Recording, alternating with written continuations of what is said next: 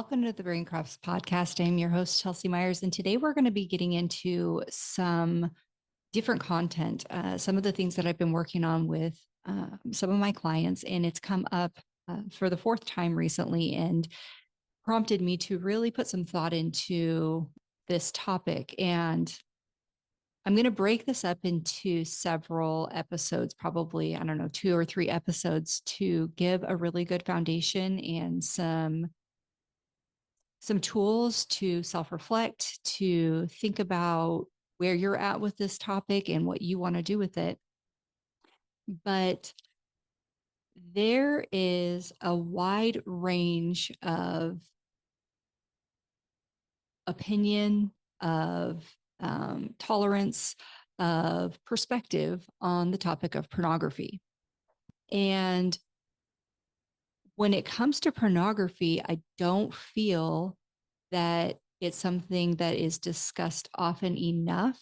And I'm saying that based on conversations that I am a part of or exposed to. And I'm saying that also based on the perspective of several clients now who have shared their experience, initial exposure to, increasing use of, and then creating a habit that impacted their lives in a way that became noticeable and uncomfortable, and in some cases was causing some consequences for them that required the assistance of support.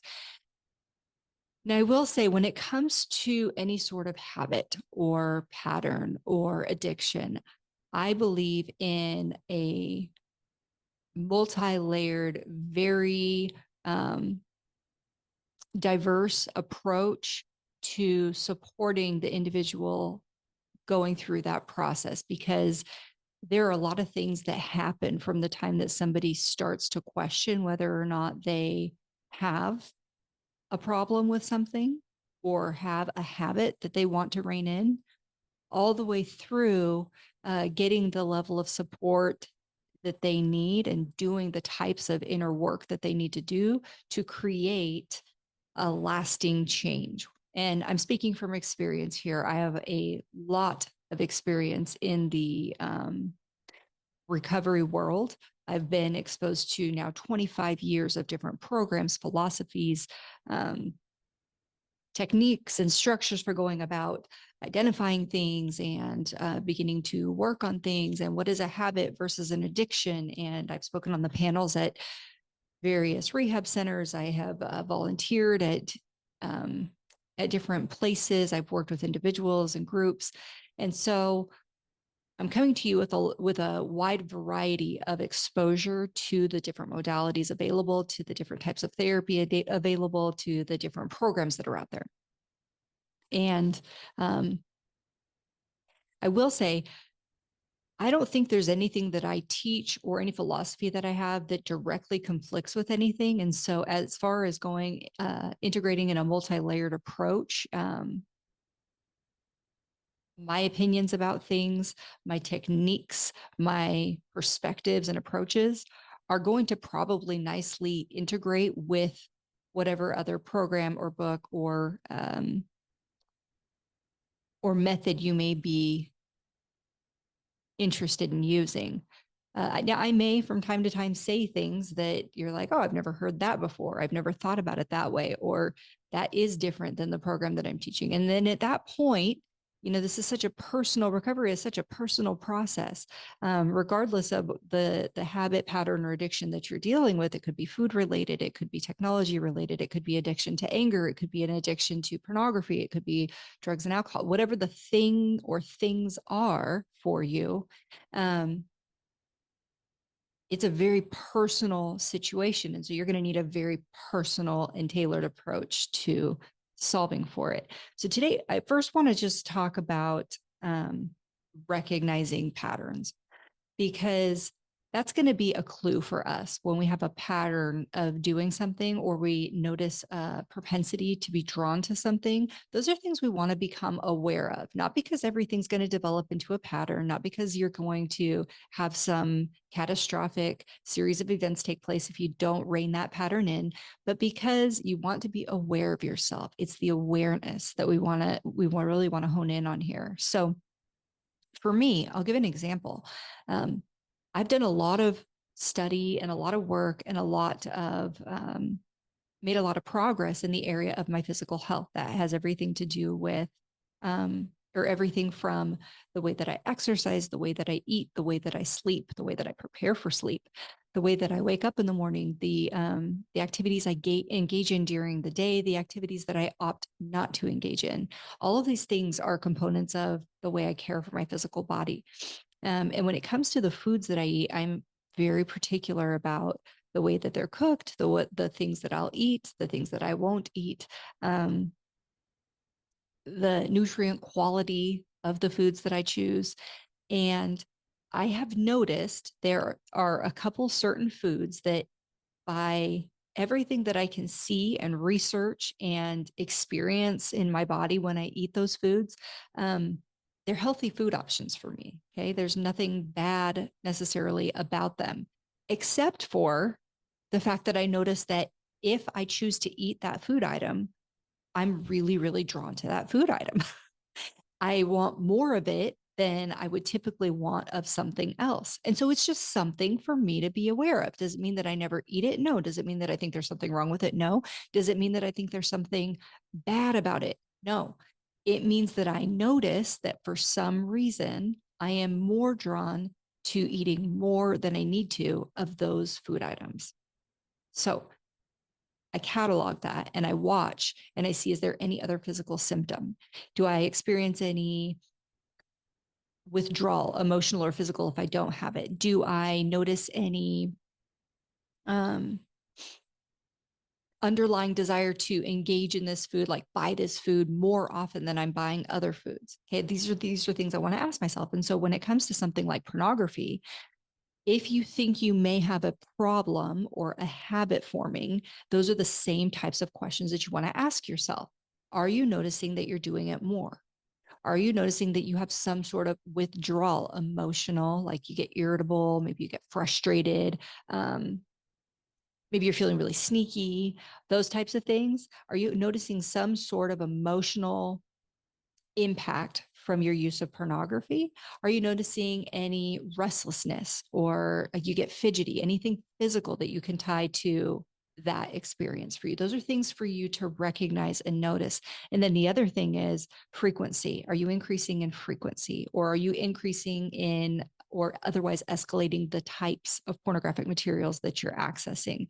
These are things that you definitely want to be noticing about yourself, particularly if you have an interest in uncovering whether or not you are forming a pattern or habit that may be detrimental to you. And if that's the case, if you notice that you do have some area that's escalating or uncomfortable or increasing in a way that you're not wanting for your life, then you need to set your intention, just like any other goal in life. You need to decide, is this something that you want to cut back on, or is this something that you want to eliminate completely? And in the course that I built for overcoming pornography habit, and in the coaching that I do for overcoming a pornography habit, I approach it from the standpoint of a complete elimination of pornography. Why do I do that? Because I don't think we're ever going to wake up in a world where pornography is not available to you. Meaning, if you go through the process and you gain the strength and you learn the skills and techniques, and you all of a sudden have more money, more time, better relationships, more energy, more mental clarity, all of these things, and you're like, you know what? I actually think, even though I've experienced all of these benefits, I want to still engage in pornography. It's going to be available to you. So, because I'm not worried about that availability at all, in fact, I think it's one of the most available things to us. Because that's not a concern of ours, I don't see the use in taking a baby step. I'm going to give you the whole thing, and you can take off however much of it you are comfortable or interested in chewing. Okay. So, the intention here would probably be something along the lines of, today, right now, I no longer engage in pornographic materials. And right when you do that, even right when I say that, you may notice some sort of emotional response to that. You're going to notice an emotion show up. And that's where you want to start your work. You want to really ask yourself, what's driving that emotion? What's driving that fear of limited access? Or what's driving that frustration with the notion of not accessing something that gives me pleasure and a dopamine hit and excitement and fun? And that's where your work begins. And this is work that you can do on your own. There are tons and tons and tons of books out there. Like I said, I have a course that you can go through on your own at your own time. There are programs, there are groups, there are facilities, there are all kinds of things, accountability partners, apps, lots of ways to begin exploring this. And as I said before, a lot of times I've seen it work really well for people to have multiple layers of support involved when they're approaching this type of change. However you want to do it, one thing that you're going to want to watch for are your triggers. And triggers don't necessarily have to mean something pops up on your screen that's highly pornographic. A trigger for you could be something as simple as a time of day. Around this time of day, I generally engage in pornography. Okay, you're going to want to know that about yourself. A trigger for you may be whenever you get out of a certain weekly meeting, or whenever you have a conflict with a certain person, or it could just simply be whenever you get bored. Know what your triggers are, though, because that's when you're going to also engage in that deeper work with yourself. You're going to start discovering, okay, what is it that I'm thinking? What is it that I'm feeling? And by the way, the thought that you might be having is just simply, I want to look at pornography, or that sounds fun, or I want that. It doesn't have to be some long, very intricate thought process that's triggering you to engage in the pornography. It could be something very simple. It usually is something very simple, but that's why the deeper work is so important. Why are we, and I want you to ask yourself this, if you think this may be a concern of yours, why are we so instantly responding to something as trivial as, I want that, or that seems fun? That would be good. Okay. Other than the obvious answer of, because it would supply me with pleasure, because I would get my dopamine hit, because I do like that thing. Okay. Those are obvious answers, but let's get underneath that a little bit and start to ask ourselves some deeper questions here. Why, though, do you feel the need to instantly act on something that you have? If you're still listening to this podcast 10 minutes in, 10 plus minutes in, you have identified may not be the best activity for you, may not be aligned with the results that you're trying to create in your life. Why are we doing that? Because here's the thing, even though it may not be producing an outcome that you want anymore, even though it may be hindering you or preventing you from going somewhere you want to go in your life, there is a reason. And I think this is so, so important, particularly when you're doing self work. It does us no good to approach ourselves and our thoughts and our emotions and our hearts with a weapon. Okay. You pick your weapon of choice, but that's kind of how we come at ourselves a lot of times in these situations. We're like, yeah, why am I doing that? And, smack yourself in the face. Uh, that's not useful. And in fact, it ends up perpetuating negative coping mechanisms or behavioral patterns that we're trying to exit. Because after a series of really harsh self critiques, after a series of punches in the face, we've got to avoid the pain. We've got to make it stop. So what do? We go back to our old negative behaviors. Don't do that in this case. Okay. But I do want you to really think about what I'm asking. Why, when you have a thought that you want something, that something would feel good, that something would be pleasurable, why is that enough to get you to engage in something that you've been questioning whether or not is good for you? Okay. Said differently, why are you treating you that way? If it's hurting you, if it's preventing you, if it's costing you money, if it's costing you your relationships, if it's costing you to become distracted from other more important things in your life, if these are the effects of this thing, why are you so quick to jump back into it? What is it that you're trying to avoid? What is it that this is serving you with so beautifully, or at least so effectively, that you're not willing to give it up to try something else? Okay, ask ourselves these questions. This is this is really, really good stuff. This is where the meat comes out. This is where we can really open it up, take a look, and go, okay, so if this is my reason, let's say, I do this because when I get in a fight with my spouse, I'm feeling really low. I'm feeling inadequate. I'm feeling unworthy. So I go do this thing. I go engage with pornography. I have a good dopamine hit. I get some energy. And now I'm fueled and I'm able to distract myself from the fact that that relationship has a lot of things to work on and I don't feel really good about it. Okay? So it's a distraction. That's the bottom line here. It's a distraction. How long is that going to be your solution? And better question, is that even a solution anymore? Because to me, a solution solves for the problem. And the problem in my scenario I just gave was I'm having conflict with my spouse. And in reflection of that conflict, I don't feel good about me. I mentioned unworthiness, inadequacy. Okay, so if those are my thoughts and feelings, initially, maybe the first time or two that I went and sought out pornography as a solve, that energy, that dopamine, initially, that may have been a pseudo solution. Okay, I might have tricked myself into thinking that that's a solution, but time 3, 4, 5, 10, 300, 500 down the road, we become aware that the solution is not only not a solution for the problem that we went to solve it with, but it's also a problem. Okay. And that is really important to recognize because now we're compounding discomfort. We've got the inadequacy and the unworthiness. And on top of that, we're packing on a habit that's becoming, increasingly uncomfortable and forceful in our life, causing us additional problems that cause additional emotional discomfort. Do you see what I'm doing here? So we just want to become aware. Right now, the job is to become aware of the situation. It's kind of like when you go open that drawer that you haven't organized in a really long time, or that closet that you've just been kind of piling things in. It's a mess, and we're aware of that.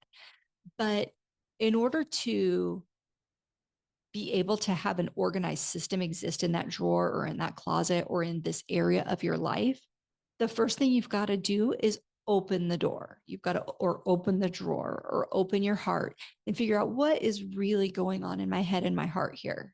You got to look at it. You got to lay it all out and be willing to look at it. Okay. And when we do that and we're able to evaluate the emotional impact that our current system is causing in our life, we're able to begin to visualize healthy alternatives. Okay, so if this is a situation, and I'm going to go back to the example that I used because it's a pretty common one. I get in an argument with my spouse. In reflection of that argument, I have some feelings of just some uncomfortable feelings, unworthiness, some inadequacy that I don't like. Okay. And to solve for that system, I go engage in a behavior that's becoming a habit. In a perfect world, if I were just dreaming things up right now, which is what I'm asking you to do, what would be another scenario, a better scenario for you?